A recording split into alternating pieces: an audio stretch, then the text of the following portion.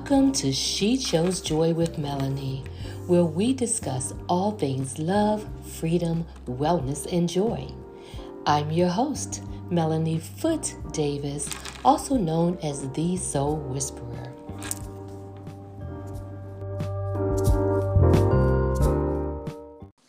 Today's episode is going to be really yummy. I'm speaking with my dear friend, Sherry Frey. She's a spiritual entrepreneur, speaker, writer, coach, and consultant. Her company, lylole, stands for Love Yourself, Love Others, Love the Earth. Sherry coaches women who are looking to change their abundance mindset and consults with mission-based businesses for good. She loves to travel, is a nacho aficionado, and a passionate cake baker. So I won't keep you much longer. Here comes Sherry. Hey, Sherry, welcome to She Chose Joy. Hi, Melanie. I'm so happy to be here. I'm happy to have you here. I've been looking forward to this conversation ever since we scheduled the date, because I just... as you and I have talked about before, like I love the word serendipity. It's one of my favorite words. Yeah. And I just feel like we were brought together in this very unique and special synchronized moment. And so thank you for being on my path. Oh, I feel absolutely the same way. I feel so blessed that we crossed paths. Yeah, this is, and I'm excited about our conversation today as we talk about scarcity versus abundance and competition and all of those things. So let's go right into it. Let's dive in. Good. Yeah, I'm going to tell you one of the reasons why I'm excited about it is, I personally believe that there's enough out here for all of us. And it doesn't mean that I don't sometimes get caught up in comparing myself up or down to others. But at the end of the day, at my core, I know that there is enough. And the thing that I think is great about the two of us having this conversation is that we both do work in the focus on the area of self-love and self-care. And yet we're here, we still blended. And I never felt like the moment I discovered what you were doing, it felt more aligned and more like a synchronized moment than it felt like some type of adversity. I think so too. I mean, I really feel, it's wonderful to be just surrounded by other light workers. It's wonderful to be surrounded by people who have that same mentality, that you can lift each other up, that as you're helping people, it honestly may be the case that I may not be someone's cup of jam, but you would be, or vice versa. So to be able to say, hey, we are all here to help, and we can help in our own unique way. And I think, sometimes when you think about our work to do in this world, right, around love and self-love and helping each other really, get to the heart of our identity, and then more authentically connect with each other, that's more than a task for just one person. We need a team of people who are, out there supporting each other and, ultimately raising our vibration. Absolutely. Absolutely. Yeah. I had a chuckle when you said, that you may not be somebody's cup of jam. And yeah, because I like jam over jelly. What about you? Yeah. I don't know. I like you said in my intro, I'm a cake baker. I pretty much like anything sweet. If it's sweet, I am interested. Yeah, we're somewhere during this time on this journey here on Earth. I am looking forward to trying some of your cake. Yeah, I'll tell you what, I make a mean coconut cake, so I'll put that first on the list. So, well, I'm going to have to be honest. I'm not a big coconut fan. So what else you got for me? I do a pretty good German chocolate as well. No, there's no coconut There's there too. coconut on there. Okay. So Well, coconut must be your jam. I think it must be now that I think about that. All right, I'll think Well, about something. You tell me some of your I favorites, and I'll put them on my list. yeah, we'll work that out. We'll work that out. So before we get into the topic, I have to ask you, what makes you a nacho aficionado? Oh, I have got to tell you, Melanie. I think here living in Chicago, I think I went to and enjoyed nachos absolutely every single place that serves nachos in this town, and then also anywhere that I travel. And I think I'm an aficionado. I will tell you because I have figured out the ratio to chips to sauce. I'm passionate about the layering. I'm passionate about what ingredients go on. So and I love nachos. So I see. I could feel you tasting them as you described, like I the think ratio. I think I did salivate a little bit there. Just a little, right? Well, hey, this is about choosing joy, and if nachos bring you joy, then let's have at it, right? Absolutely, nachos and cake. Yeah, nachos and cake. What a combination. I'm sitting here like a part of me, you know how you go into your head. It's like, what am I like? Is there a food that I'm an aficionado about? Is And I'm there? absolutely not. No, I just realized that. Never thought of it before, but that's okay. It's totally okay. But yeah, I don't have a special something where I know. Yeah, don't know what it is, and won't go looking for it. It'll come to me when it's time. Yes. Yeah. So yeah, so you were talking about like needing more, like the fact that is many light workers out here, and it's interesting that you said that, right?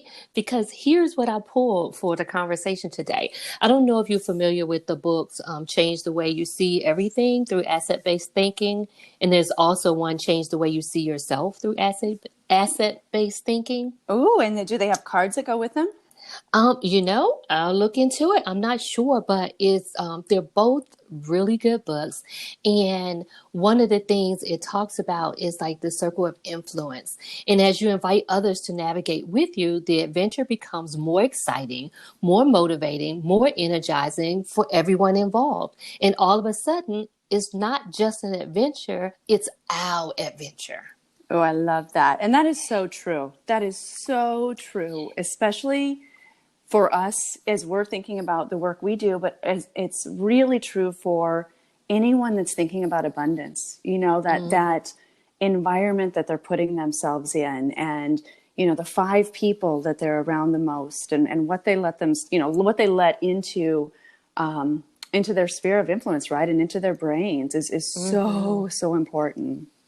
It really is. And so when you think about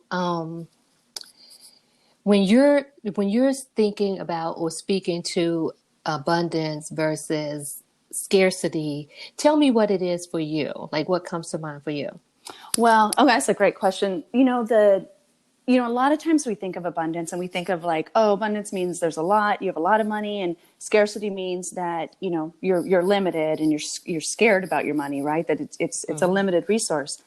But that's actually not true. The reality is it's all in this mindset of how you believe, and what you think. And there are people that are incredibly wealthy that have a scarcity mindset. And, a lot of times those are the people that you see gain money, lose money, gain money, lose money, because they really haven't built that abundance mindset. They haven't built their container to receive. And so they're not able to hold on to their money. So, go Can ahead. I just jump in You real bet. quick on that one? Yes, and there are also some who are wealthy and have the scarcity mindset because they hoard it and they keep it Yes. all to themselves. So that's also another way that it shows up, that they may not necessarily lose it, but they're afraid of losing it. Yes, they've just got to hold on to it as tightly as possible. That's absolutely. So, a lot of times you see, like the thinking around scarcity is, oh, there's not enough, or I'm not enough. And there's fear, and of course I'm talking, money, but or wealth, but this is really prosperity of any sort, right? Your health and your, any of that, your love life. The thoughts around scarcity are, oh, I can't do this, or somebody else is doing this, or somebody else has got this already, or in order, to get this, I've got to compete, and I've kind of got to white knuckle it, really, grab on and hold on tight. Where, abundance is, just this letting go and this belief that the universe is supporting us, we're constantly supported, and having that faith in what we can't see in our physical world, that, that I believe this, I believe I can get what I want. And I also, and this is so, so key, there's more than enough for everyone. There's no need for us to compete, and nobody else has what you have.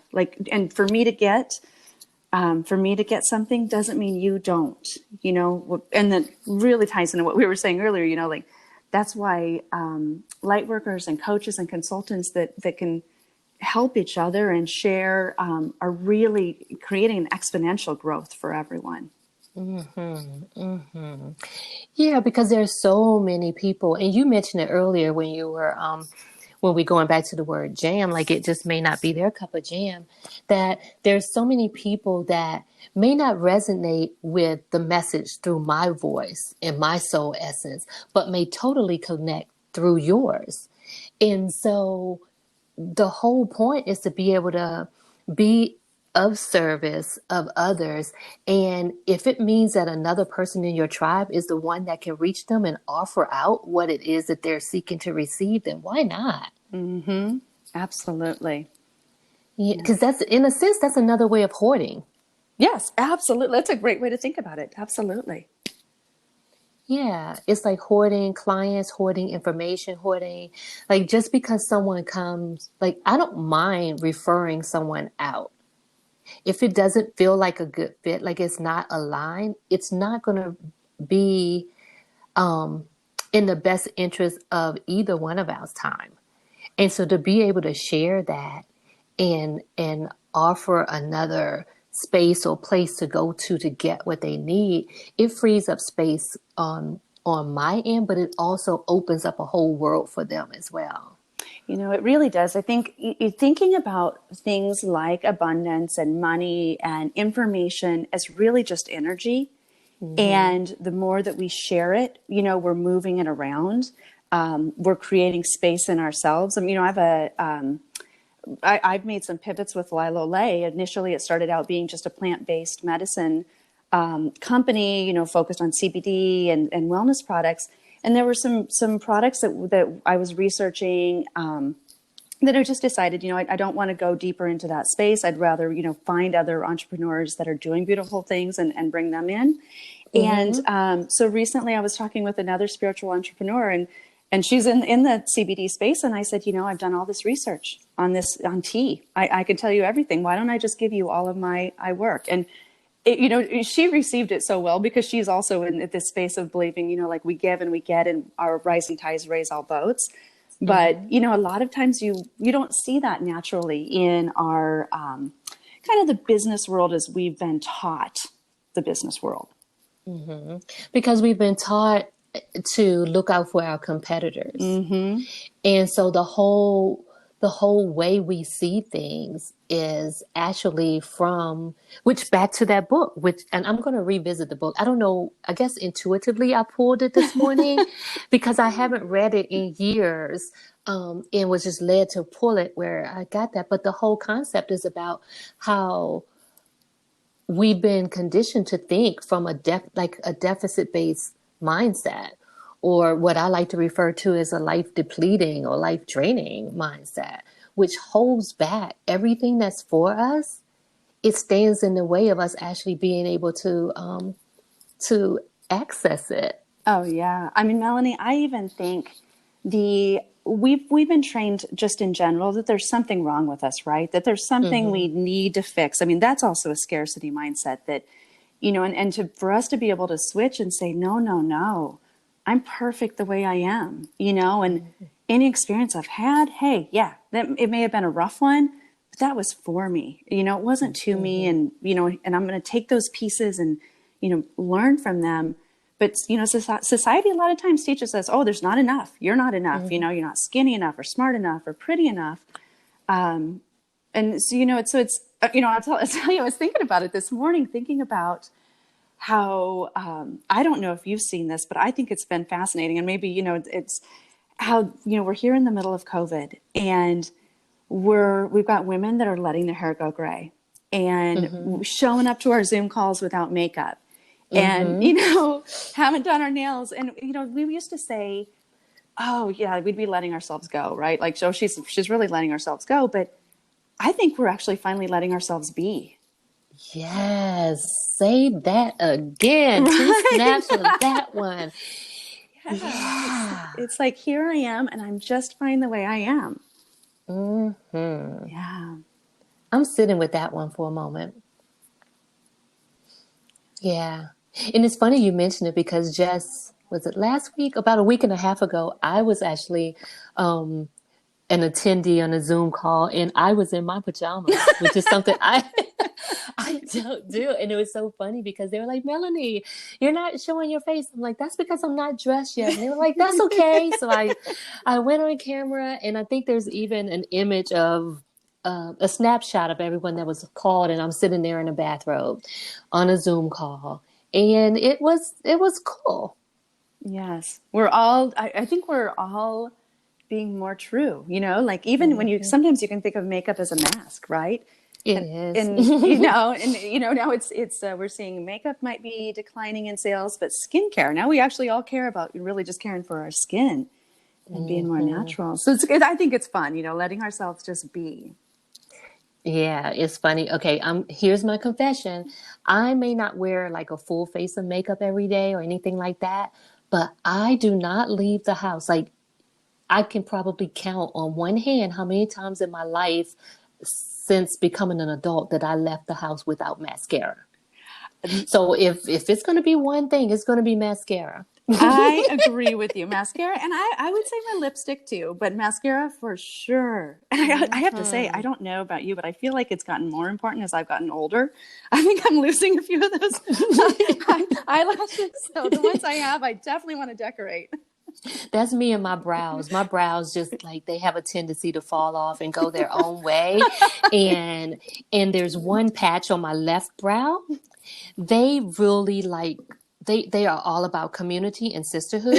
And so when one hair on that section of my brow go, the rest of them are like, well, hold up, sister, I'm rolling with you. And so they all leave at once.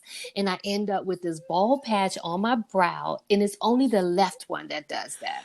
Oh, that is so fun. I do. I have my father's renegade eyebrows. So I've got more of the case where all of a sudden you'll, like look at yourself one day and be like, whoa, where did this guy shoot off to? So I feel you. I really feel you. And so that one thing is that I know there's more, right? And so my brows are coming back. They're coming back. You're letting them coming be. Back together. I'm letting them be. That's right. That's an abundance mindset for you right there. You're definitely bringing it to life.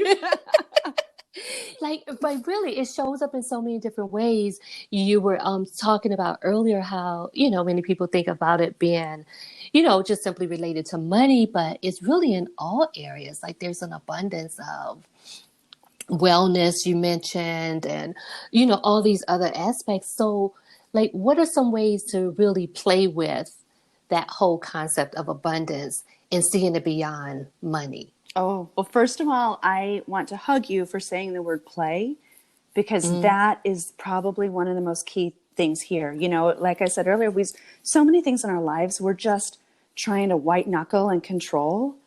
But the more we can just let our lives develop as they're meant to be, let ourselves be who we're meant to be, and play, have fun with this. It's so fantastic. I'll tell you one thing that I think is very interesting. Like, we sometimes can feel like, oh, I don't have abundance, or we fall into that comparison, or I want this. But one of the most powerful and important first things we can do is we've got to know what we want. Like, what do we want? What is our vision for ourselves? And, how many times have you ever sat down and said, who do I want to be? What do I want my life to look like? My family? What's my ideal day look like? How do I behave? Where do I live? I mean, I hate to say this, but so many of us, we're just running on autopilot. And we don't really have a goal in mind. And all of a sudden 5 years are passed and we're still not feeling abundant, but we don't know why. Yeah, and I couldn't agree more. And a lot of it has to do with us being like we're driven by beliefs that were passed down to us. And Yes. some of those actually happen to be scarcity. Like there are many of us who are actually living our parents, our grandparents, someone else's dream, like trying to fill in the voids or the gaps of dreams unfulfilled before us. And I don't know, it's just so many different things to unpack there and so many messages about it. And with, what you were saying in terms of like taking a moment to just really pause and get clear about what we want. But I would say not just what I want to be, but who am I? Who am I exactly? And who was I created to be? Yes. Yes. I mean, I feel your, and this gets to your playing with this, right? If you just said for a week, hey, for a week, I'm going to sit down and I'm going to connect, to my divine, my higher self. I'm going to breathe or meditate or journal. And for 7 days, just journal. I want at the top of the page and fill it. Just go. Don't edit. Don't, nothing. Just what do you want? I want to be this. I want this. You are like one of the things that I think is we've kind of given up our power, and we think things happen to us. And so part of this is, getting back in the driver's seat of you're the CEO of yourself. You get to decide who you're going to be and how you want to be. And just one of the first ways is to know, like, what is that, getting that vision.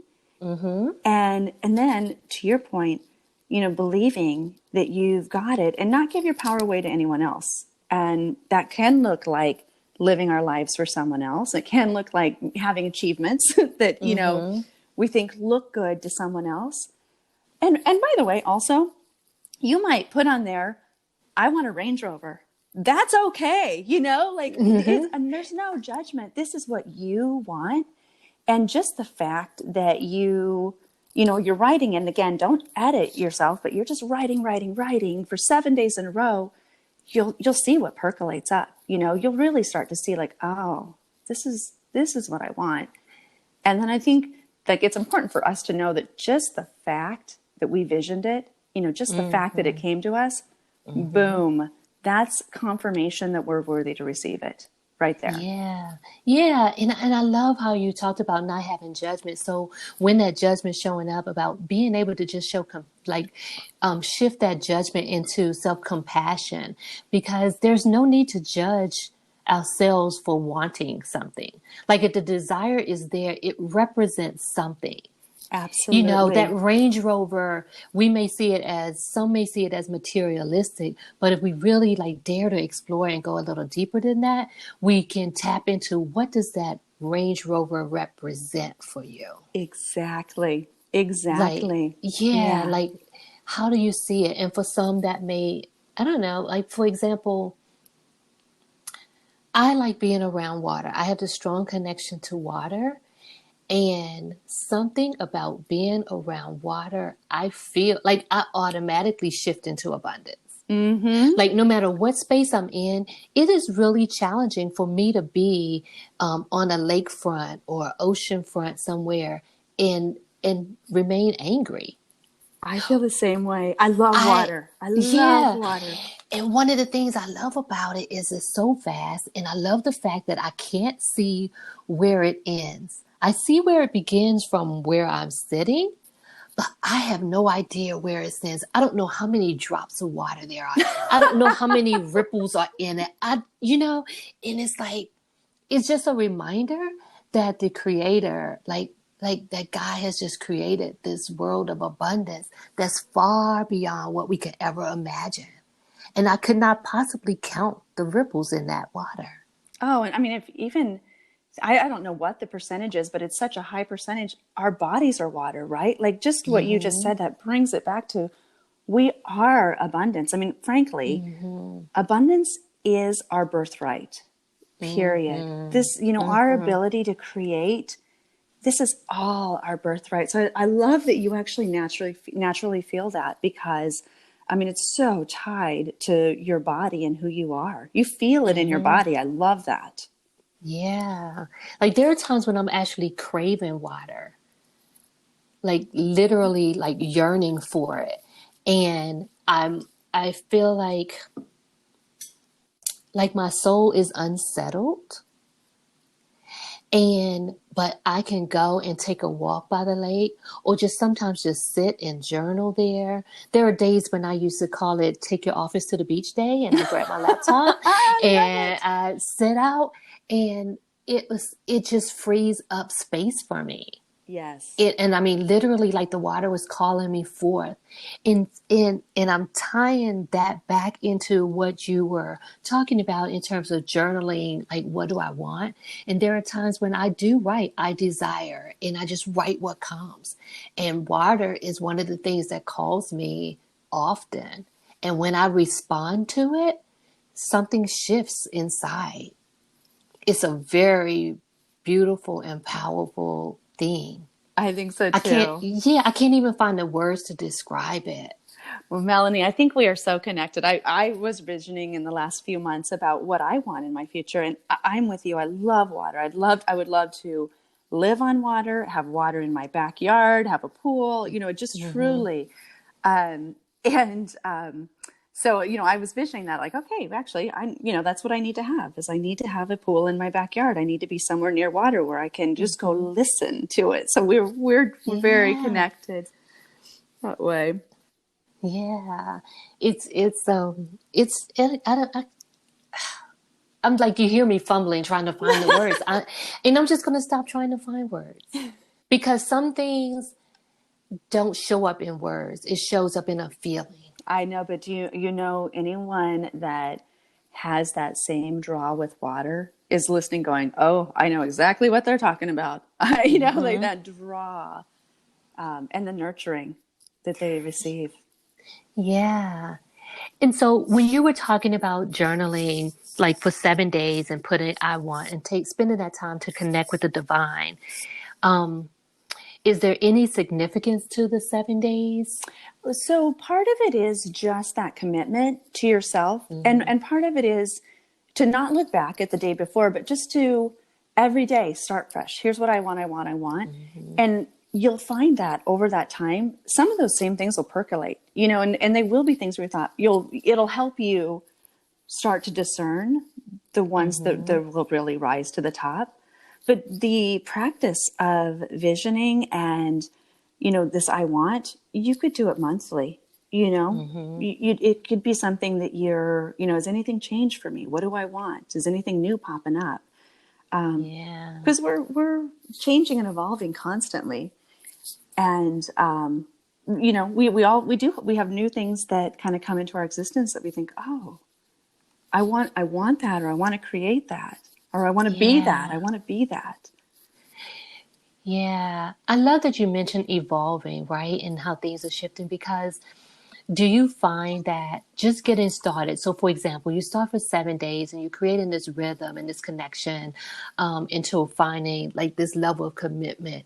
And you may write out one thing and then you mention that it may evolve into something else. Do you tie that into that whole allowing yourself to be in terms of that, like how it evolves and shifts? Absolutely. I mean, I think one of the biggest things, we're very, very quick to judge ourselves. We're very Mm-hmm. quick to editorialize.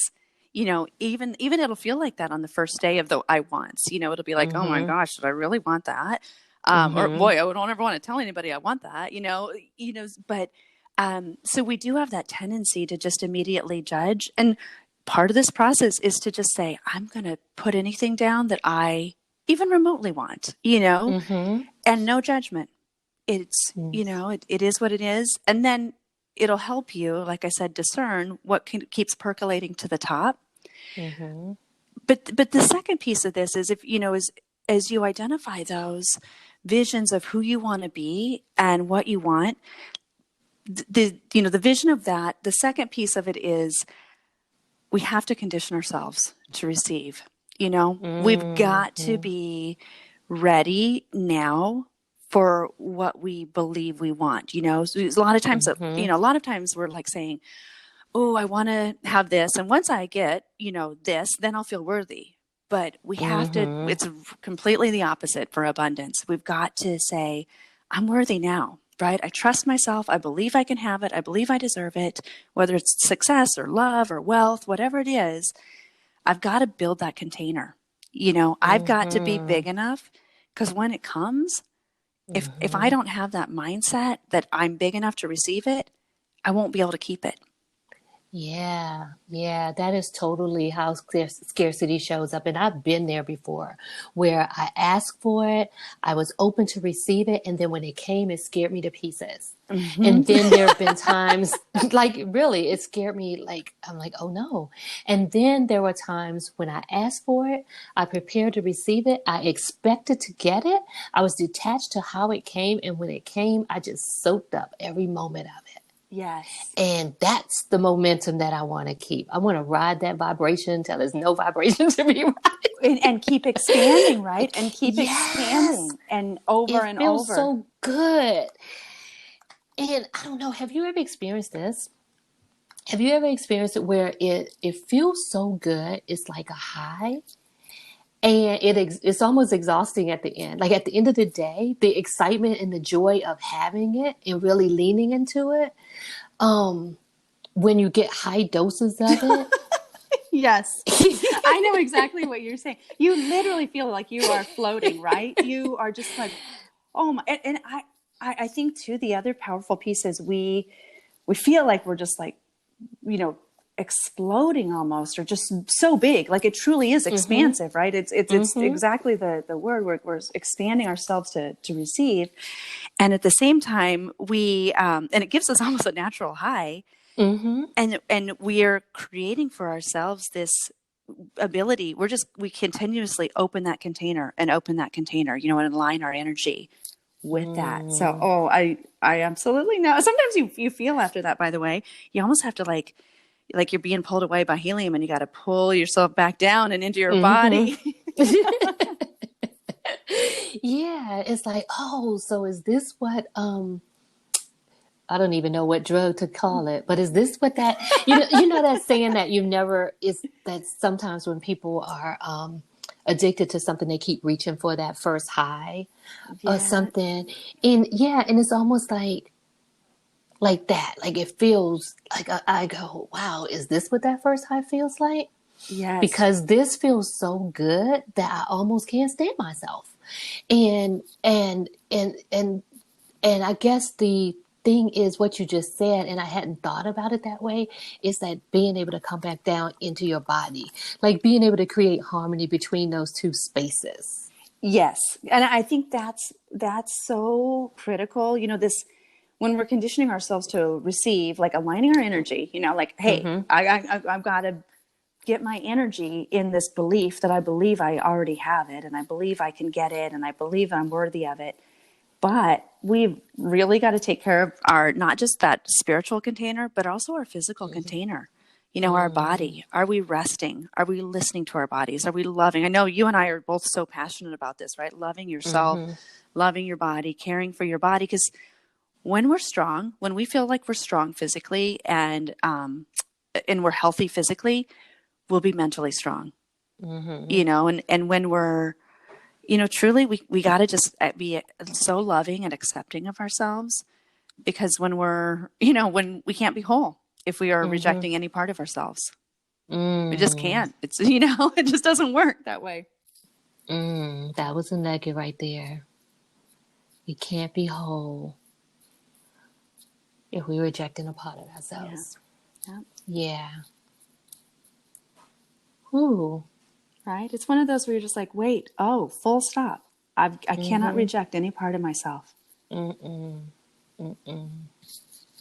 Yeah, and that's no matter what part of the journey we're on, whether we're not like we have this vision of where we're heading and how we want to really stand fully in our presence and own our brilliance in a really powerful way and to be able to show up fully. But even on the days when you don't feel fully there, being able to embrace right where we are and not Yes. reject it is something that is, I'll just speak for me that I have to be, I choose to be very intentional about and Being, unaware of when it's happening, when I am rejecting that part of me. Like you have this vision, right? So if we were to go back to the 7 days of journaling about what you want, but if you have judgment about wanting it, then that's a way of disconnecting from that part of you. oh, good. Yes, absolutely. The judgment we might have on wanting it, right? Like, or any Mm-hmm. guilt or shame or anything that might Mm-hmm. show up there, right? Mm-hmm. And then anytime that we judge ourselves on the path, where it's Mm-hmm. like, oh, well, I'm not there yet. Mm-hmm. I said this 6 months ago and I'm not there. But no, like all of that judgment, Mm-hmm. we've got to just release, and there's so much in our thoughts, Melanie. There's so much in our, you mentioned our parents, right? Or what we kind of bring back down generationally. Mm-hmm. We've all got these stories, these thoughts that we have about ourselves or about others or about the universe, about money. Mm-hmm. And, the reality is like our thoughts, our money, all of this is just energy. Mm-hmm. So we've got to sometimes unwire some thoughts that have some pretty deep ruts, that maybe, our grandparents and our parents and, have these, maybe it may be these ruts that are things like, you got to work hard, right? Mm-hmm. You can't be successful unless you work hard, or, it just couldn't be any sort of these mindsets that we have that we just have to say, oh, wait, and Mm-hmm. kindly, right? And curiously look at that and say, wait, is that true? Or is that just a story I'm telling myself? Yeah, yeah, absolutely. And I'm glad you said kindly look at it and being curious and like playing with it, going back to playing with it. And that's where you can release the judgment. When we look at it from a place of playful curiosity. Yes. I had a good And friend say, oh, isn't that interesting? Right? Like, oh, isn't that interesting? Just like a child. uh-huh. Oh, Mhm.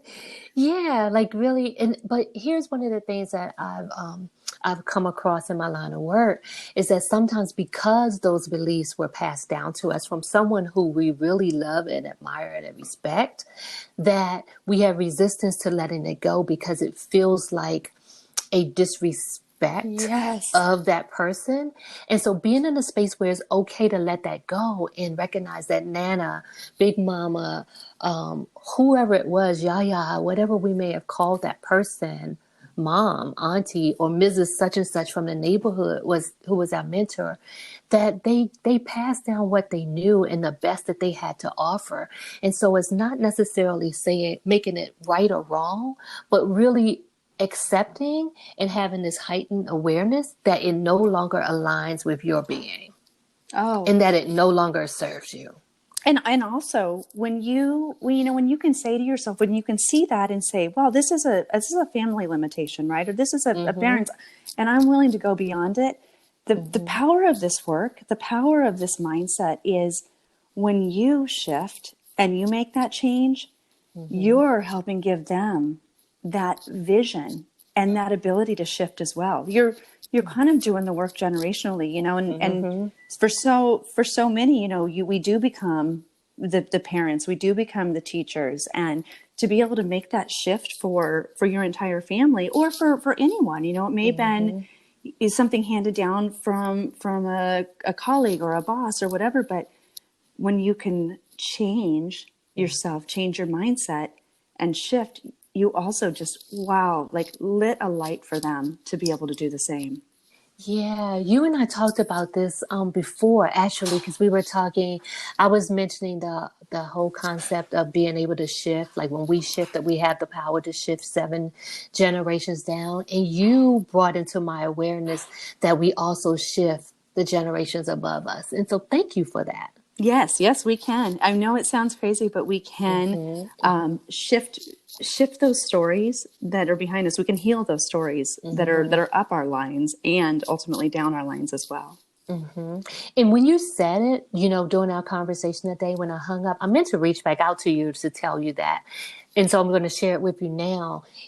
I reflected on it and I actually experienced that in many ways with my mom, with the many conversations she and I had. And there were plenty of moments when she would say, I had never considered it that way before.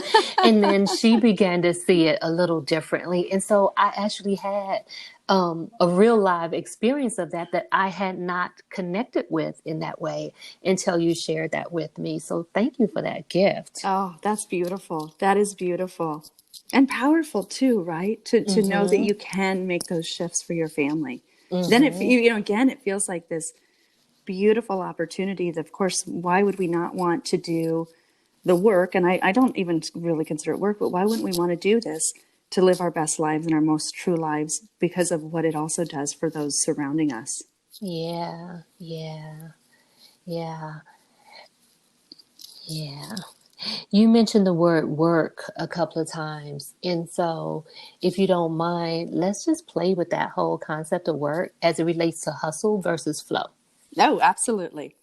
So, I, I love hustle and flow. I love actually thinking about it in those terms. And I actually would say hustle's not bad. So hustle's really good, but it can be bad. So let me tell you how I kind of see it when it looks good and when it looks bad.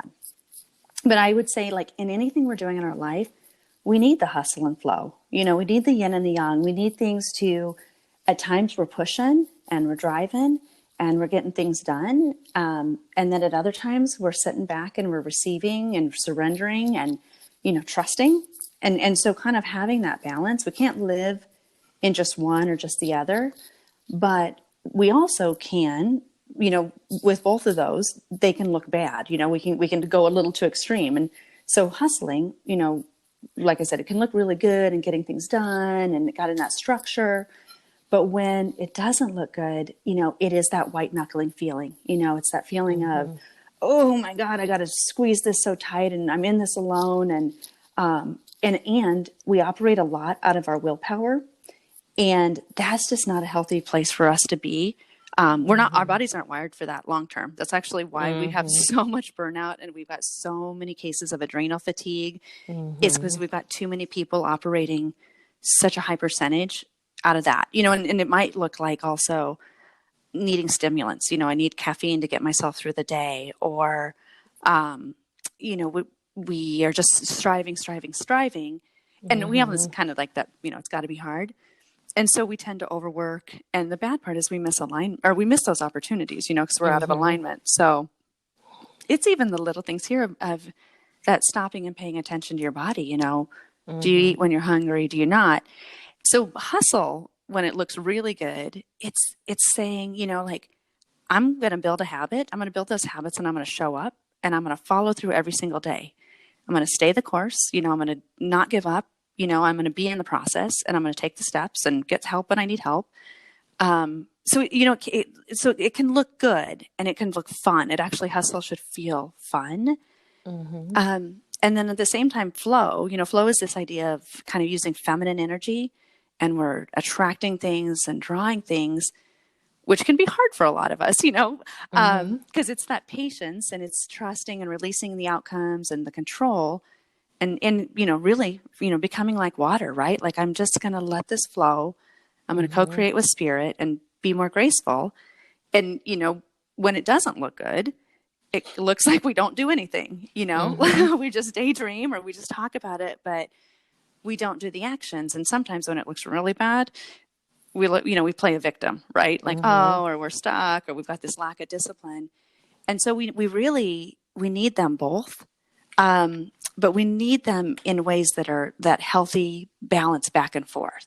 Mm, mm. Do you see that? How does that Well, land thank you with for that you? perspective. So I'm really glad I asked because I have this strong aversion to the word hustle and the word grind. I And don't like the so, word grind. and so the way, like, I don't, I have a heavy resistance to, like, they sleep, we grind, and that whole concept, and I'll rest when I die, and all of those other kinds of things, like, make me just want to vomit. And so, I'm Yeah. sorry. No, it's Yeah. great. So, but you just explained it in a different way for me, where I was actually more receptive to hearing hustle from a different perspective because the lens I was looking through is based on the context in which I've been hearing it, which means you just go hard and you wake up at 3 and you wake up at 5 in the morning and you go to bed at 3 if you really want to get what you want. And all of these things that I feel are out of alignment with the way our body was meant to operate. And so that's the context I typically see the word hustle in. And Oh, so, yep. yeah, so you just gave me a beautiful example of seeing it through a different lens that I'm actually more open to. You know, Yeah. it's funny too, because this is a great example of what we started our conversation with, like the things that I might say are my terms might Mm-hmm. land with someone where, Mm-hmm. they literally might turn someone else off. For Mm-hmm. instance, you saying God versus the universe, there's divine Mm-hmm. energy, like Mm-hmm. it is in these, what we really mean, what those words mean to us Mm-hmm. more than that word. So I'm so glad you just said that, like it, and because now actually we live in a very patriarchal society, and we do see hustle a lot. There's Mm-hmm. fun, like every day I'm hustling. And then there's, we literally see it showing up, and it does connotate a lot of times that like constant drive, white knuckling, get it Right. done. Yeah. And so and it's funny when you mentioned the like God, universe, creator, divine, I use them all. But that's a totally different episode. Um because I just personally feel like um, we we actually have more in common in terms of our spiritual beliefs if we just open ourselves up to be able to see it through different language. Kind of like you just saw hustle one way and I saw it another, and you opened my eyes and shifted my perspective on it. I think sometimes we do check out when we hear God versus universe, or when we hear spirit or divine and all these things, and we automatically feel like that person doesn't have something to share. But sometimes we're really sharing the same message. We're just speaking it in a different language. Like one is speaking French and one is speaking Hungarian and one is speaking English, but it's still taking us to the intention is still the Yes. same. And sometimes we miss the point of where we really are headed in the same direction, which is about love and connection and acceptance and peace and joy and fulfillment and being of service. It's like that's the end goal, right?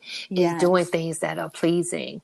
And we miss it when language is a barrier for us. Yes, And I so agree. so I'm really grateful for this dance between like the different words and the way that we express ourselves. Um and I'm really like, when I just take a moment of self-appreciation, and yes, I am appreciating myself, and I'm saying that because that's important. I don't have any judgment around it, so I'm being very intentional about speaking that, is the appreciation that I was open, or I am open to hearing it, because that's how we grow and evolve, by being open. Absolutely. And to, exactly to say, for me to hear back that feedback of, wow, Mm-hmm. that can be it could be a kind of a triggering word, right? Where Mm-hmm. it's like, oh, Mm-hmm. even when sometimes when I say things like, we've got to do the work, it's like, boy, but really this isn't work. Mm-hmm. This work on ourselves, it's not really work. We've got to figure out a word that's better than doing the work. This is really doing the fun stuff ultimately. Yeah, because it doesn't feel like work when you're so connected to it. Yes. And this is Or the really work in our the way that we purpose. know it, the work Yeah. the way that we've heard it. Yeah. It makes me think about that whole concept.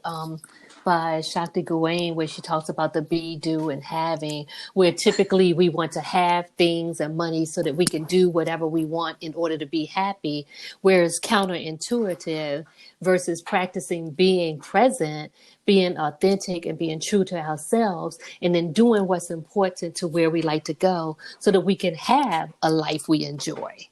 Right. Right. And so it's just shifting the way, the order in which we've been conditioned to operate and being open to something more satisfying, something more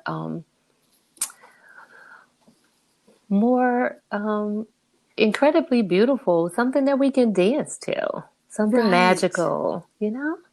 Something that I think also makes all this more worthwhile, makes it make sense, makes us go like, wow, all of this is really what life's about. Yeah. I agree Yeah. completely. Hmm. I just had a chuckle in my head. So What's that? remember that day we met and it was supposed to be for one thing and we went on that daring adventure? Oh my gosh. That's when I knew we were going to be connected for a long, long time. It's like, without even having to tell the story, but like that was a day that the intention was to connect and to really get to know each other even more and see how we could potentially collaborate. And it turned into this really wonderful adventure of like we had like things were happening that kept Yes. disrupting what we had planned, but yet we kept flowing right along with it. It is We so true. danced with it, right? And it required a little hustle and a little flow, right? Yes, it did. It did. That is so funny. That's actually a really fun example. It was, you and I had such an intention to connect with each other, and then the universe threw us a lot of adventures that day. Lots of adventures, and we just roll with it, right? We roll with it, rock with it. Like it was just cool. And at the end of the day, I left still feeling totally fulfilled and satisfied about our time together. Me too. And thinking, okay, when are we going to, see each other next? Because we're so aligned, and there's just so much work we can do together. Yeah, yeah. So thank you so much for coming in and sharing. Um, as I loved always, it. I yeah. loved it. I love the name of this podcast. And of course, I love everything you're doing. So this is just, I really, it was an honor to be on here today. And it's a blessing to be your friend. Thank you. Thank you. And I'm just going to go ahead and extend the invitation for you to come back because I think, well, not I think, I really feel that the other part of your story, where you left corporate America is something that I think will really bless some souls. Oh, yeah, I'd love to share that. I mean, in some ways, I'd love to help others as they might be examining those same changes, kind of see how to think about it. I look back and I think, oh, wow, there's some interesting perspectives there. So I'd absolutely love to share. Yeah, because to be able to come back and share, like speaking of that overworked and being misaligned and all of those pieces are a part of that journey as well. So I would love for you to come back and share those because there are many people out there who are feeling stuck in a specific role. Mm-hmm. Yep. And you are a living example of what's possible when you dare to take the adventure. Ah, thank you. Well, I'd welcome that opportunity. I would definitely welcome that. Awesome, awesome. And so what are you most grateful for in this moment?